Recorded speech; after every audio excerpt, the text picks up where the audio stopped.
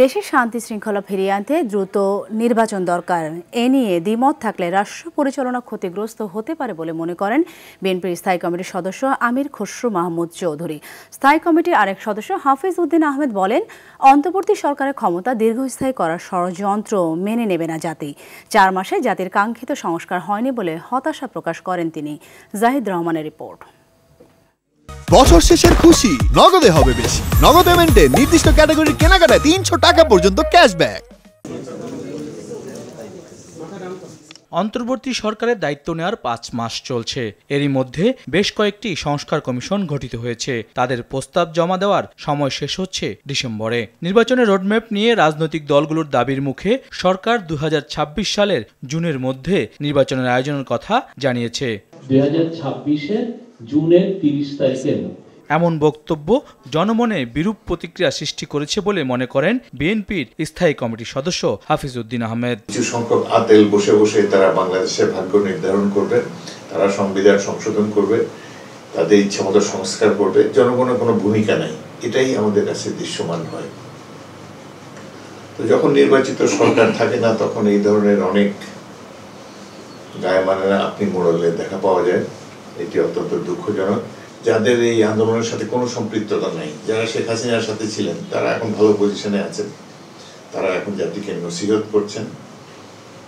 যাই হোক, সবকিছুর তো একটা শেষ আছে। তো নির্বাচনে আমরা আশা করেছিলাম যে আগামী বছর জুনের মধ্যে নির্বাচন হবে, কারণ শেখ হাসিনা দেশের বাইরে থেকে দেশকে অস্থিতিশীল করার জন্য নানা ধরনের ষড়যন্ত্র করেই যাচ্ছে, যেটা এই সরকার মোকাবেলা করতে পারবে না। বিলম্ব না করে নিরপেক্ষতা বজায় রেখে দ্রুত নির্বাচনের দাবি আমির খসরু মাহমুদ চৌধুরীর। একজন এক এক সময় বলবে, সেটাও তো বোধহয় সঠিক না। আমার মনে হয় একটু তো আলোচনার দরকার আছে, কারণ এটা তো এই সিদ্ধান্ত তো সকলের জন্য, সকলের অংশগ্রহণ এবং সকলের মতামতের পরিপ্রেক্ষিতে হওয়ার প্রয়োজনীয়তা। নতুন প্রজন্ম তারা ভোট দিয়ে তাদের প্রতিনিধি নির্বাচিত করতে চায়, তাদের নির্বাচিত সংসদ সরকার দেখতে চায়, যারা তাদের কাছে দায়বদ্ধ থাকবে, জবাব দিয়ে থাকবে। বিষয়টা এটা বুঝতে হবে, দায়বদ্ধ থাকবে, জবাব দিয়ে থাকবে। সেই জায়গায় বাংলাদেশকে যেতে হবে, এর বাইরে তো কিছু করার সুযোগ নেই। আমরা যত দিন যাচ্ছে, প্রতিটি দিন যে আমাদের বাংলাদেশের ভিতরে বাইরে যারা স্টেক হোল্ডার আছে, তারা অপেক্ষা করছে কবে একটা নির্বাচিত সরকার আসবে যাদের সাথে তারা কাজ করবে। এটা পরিষ্কার। তো ইন্টেরিয়াম সরকারের অধীনে তো কোনো স্টেক হোল্ডার সিদ্ধান্ত নেবে না এখানে। তারা ফ্যাসিস্ট সরকারকে বিতাড়িত করার পিছনে সমস্ত জাতি ঐক্যবদ্ধভাবে কাজ করেছে। সুতরাং আমাদের নির্বাচনের ব্যাপারে ঐক্যবদ্ধ থাকতে হবে, এখানে দ্বিমতের তো কিছু নাই।